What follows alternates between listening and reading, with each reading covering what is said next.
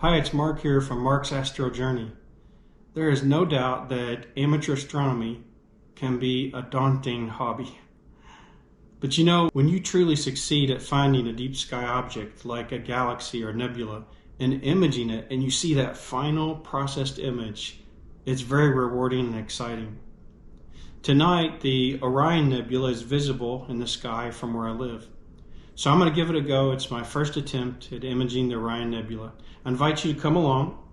Let me know as you watch what I do from start to finish. Do I succeed? Do I fail? Do I have a lot to learn? And if you do have tips or suggestions, please leave those in the comments. That way myself and others who watch this video can benefit from your experience. Well, let's get started with our imaging session. So after doing my polar alignment and a 1-star alignment, I've slewed the telescope to the Great Orion Nebula, and you can see it here. Now I'm going to do a plate solve. I'll fast forward the plate solve so we don't have to wait through that. So here we can see the plate solve found 0.25 degrees of offset, and it did a recentering. And once we get another exposure, we should be able to see the target realigned, and we use the reticle to just confirm that. So this plate solving is awesome, right? It recentered our target, and now we can see that with the reticle, and then we'll be able to get our guiding started so we can do an imaging session. So here I'm already connected to the equipment in PhD2 guiding, and I auto-selected the targets and started the guiding. You can see it's not great. I do have an RMA open with iOptron support on the mount, and I'm getting ready to ship it to them and try to have them figure out what's going on with the mount. I've went through all the suggestions on how to get the guiding better, working back and forth with them and reading online posts.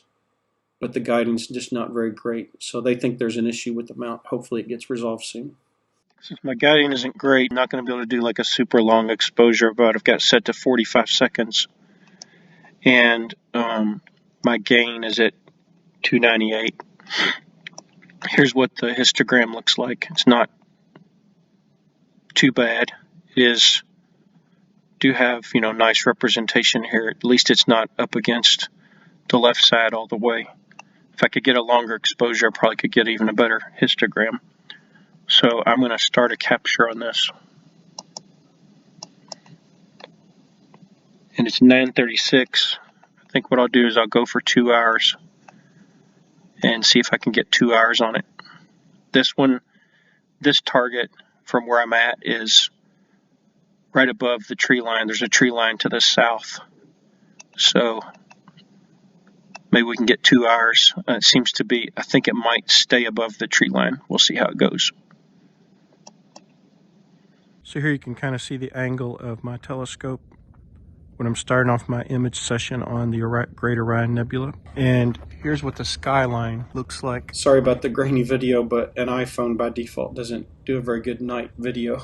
So I'm hoping that the trajectory of the Orion Nebula will stay above those trees. We'll see how that works out. So this one would be done shortly after 11:30. Then we'll capture our dark frames.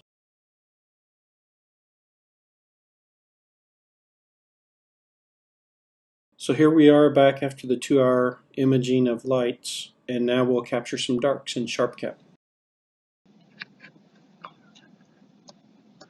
For this I'm going to go with 20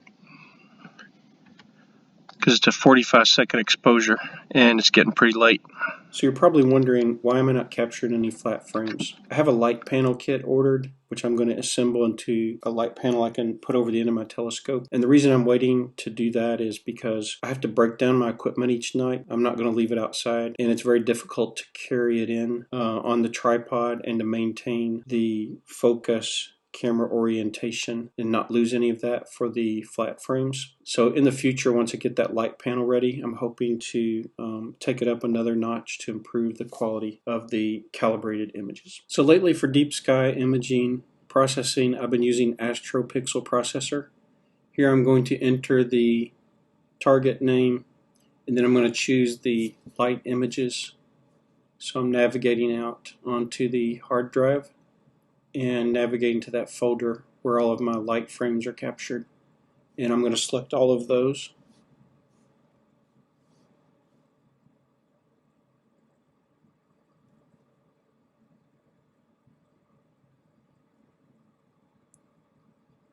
And now I'll choose my dark frames.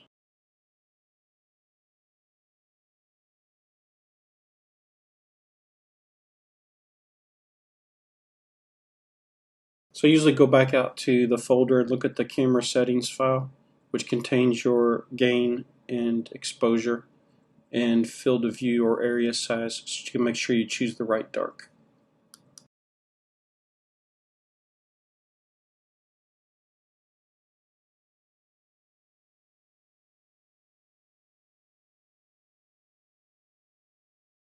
I like to sort by the quality of the images or the star shape, so I usually choose that before starting to analyze. And then I can come back and resort best to worst later.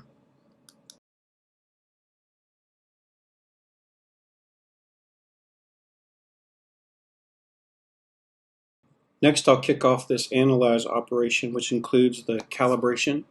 And then once the analysis has been completed, we'll be able to review the quality of the frames and make some choices to limit that to the best frames. I'll speed this up so you can see some of the output that it presents to the screen, but I'm not going to display everything it does during the analysis.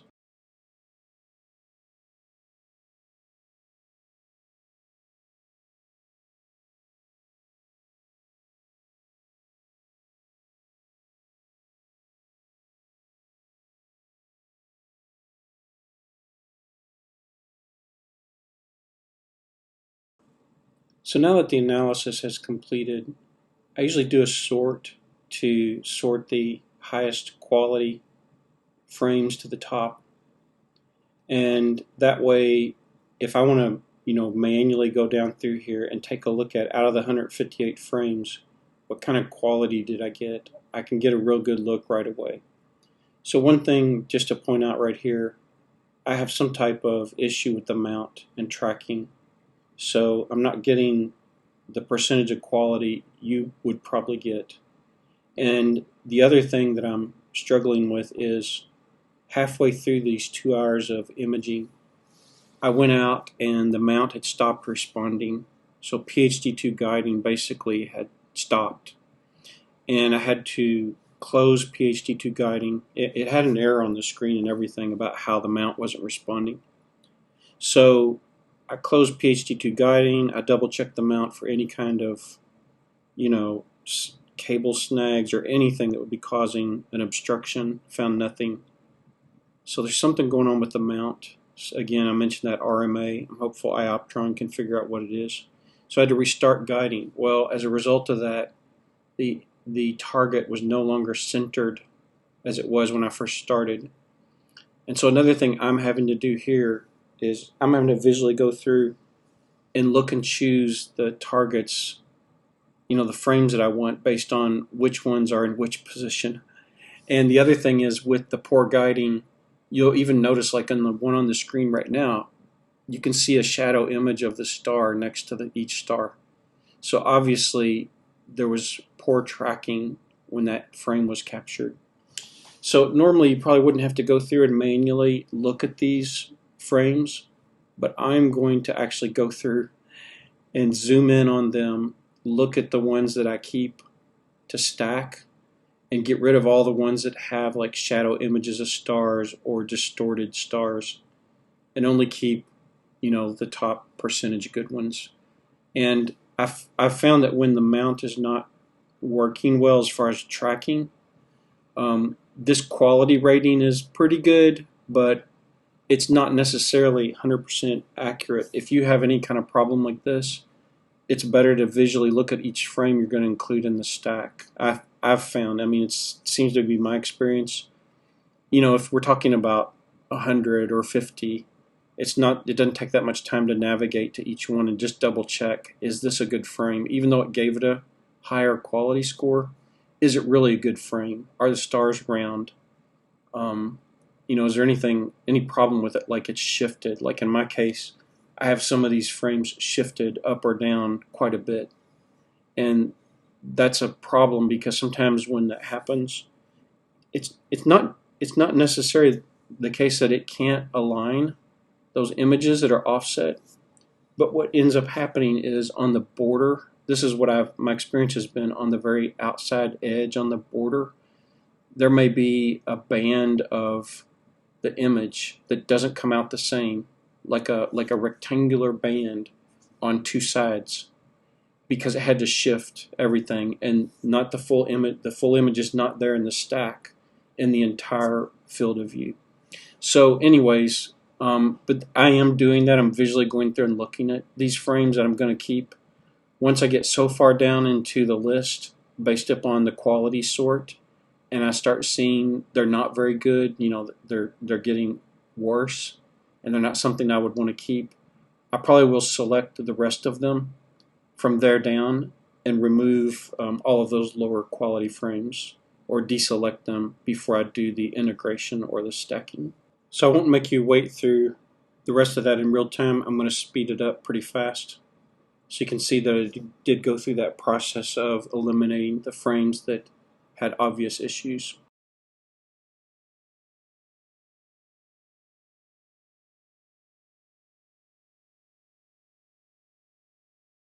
So I'm going to use the clean option here to remove all the deselected frames.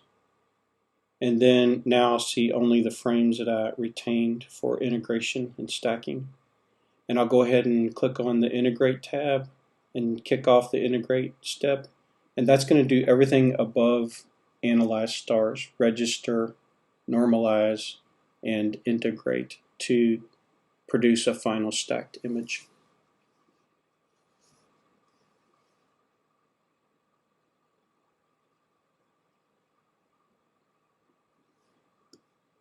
And here you can see it starting off. And here, just checking back in with the integration, you can see that's down to the point of integrating the pixels, and it counts those off as it's processing those. It also gives you a nice percentage completed. So once the integration completes, it'll present the stacked image on the screen. And then on the right, you can make some adjustments to various settings that affect the image. And I like to zoom in on the stacked image before I mess with it very much at all, just to see if the star shapes look round and actually how well the stack turned out, because I don't want to spend much more time processing it if it turned out really poor and there's a lot of issues with the image.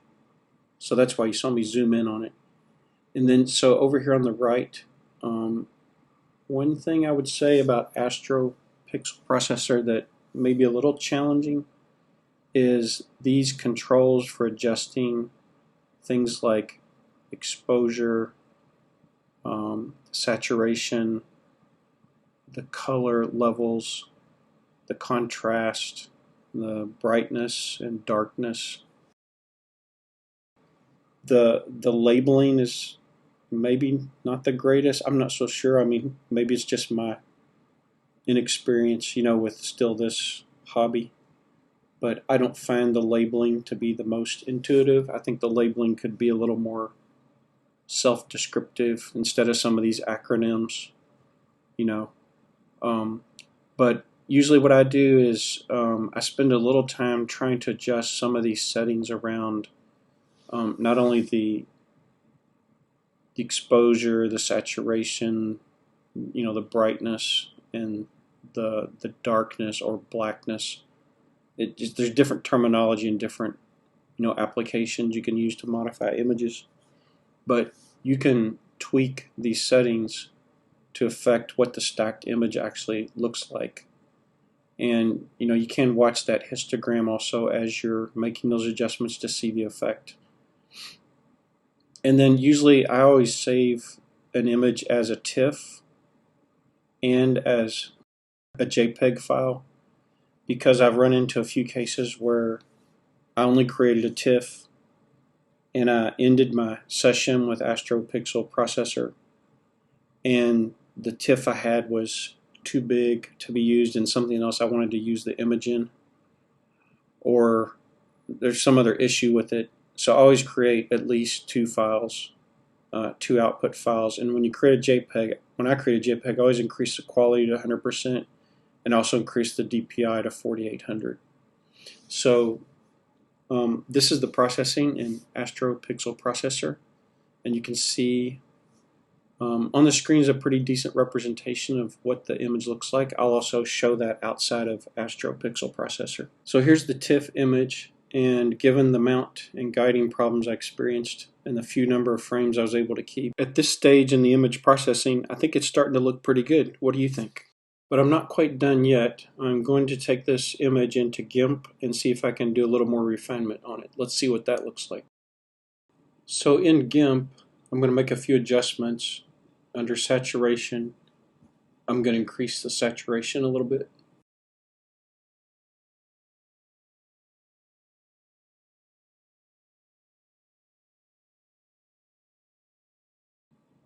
And then I usually also like to look at exposure and adjust the exposure and black level. This is kind of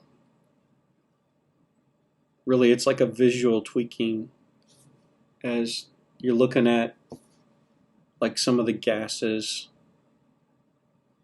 and whether or not you're improving the quality of the image or not. I think it's beauty's in the eye of the beholder, so everybody has a different opinion about what looks good.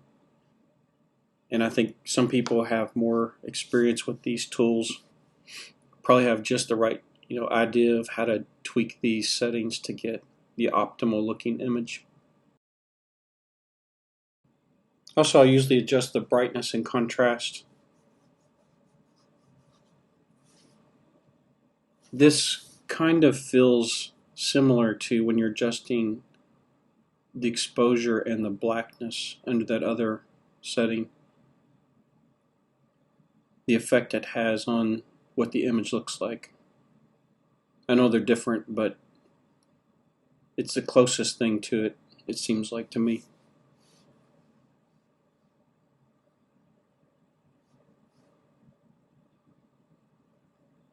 And sometimes you have to take these back and forth to see the effect, to get the desired result, to bring out the details that you're really striving to go for.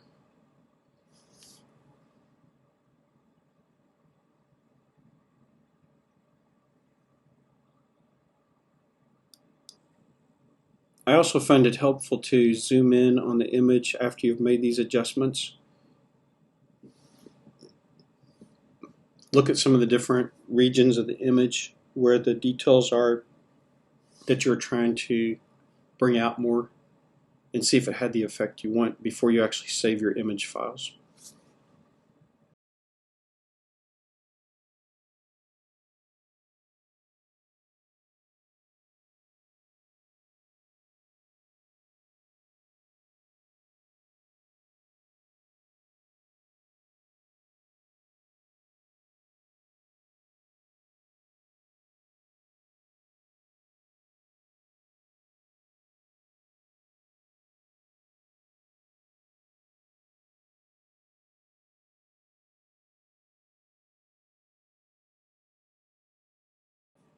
So now that I've processed the image, I usually do a save. There's a save of a file that GIMP is using, this XCF file. And then there's also exporting the file to various formats. Like if you want to create a TIFF or a JPEG or PNG, whatever, I usually put GIMP in the name myself. It just helps me keep track of where did I produce this image from.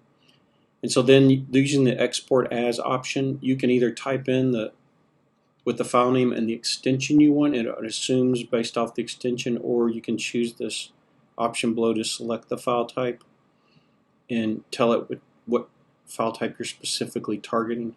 Depending on the file type you choose, it opens up a dialog and gives you some more options based upon that file type and what it supports. So I also usually from GIMP do an export as several file types. I usually at least do like JPEG, TIFF, and PNG or something like that. And of course you may have your own preferences for the image file types you like to use.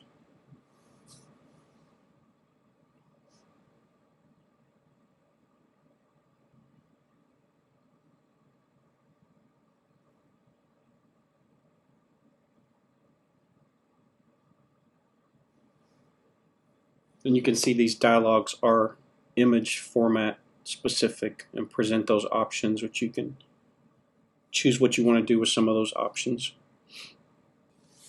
So I'm not going to make you wait through the rest of these export as image file types. So let's take a look at what the image actually looks like out of GIMP. So taking a look at the file that was created by GIMP, here's the JPEG file.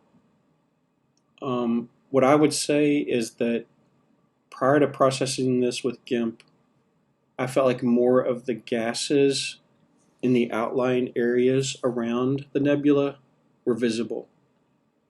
And in this GIMP processed image, you see a more black, crisp sky around the stars and everything. I also feel like some of the details in the nebula itself, like in the more dense part of it, they seem to show up more in the image processed by GIMP. So I don't know. I think both have their merits, the one that was prior to GIMP and the one that was after GIMP. So let me know what you think in the comments. Which one did you think was better?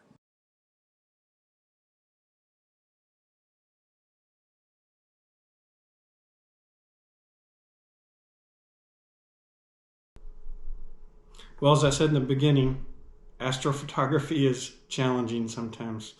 And it could be the equipment, like in my case with the issues I'm having with the iOptron mount. But I think I'll get that resolved once iOptron support takes a look at it.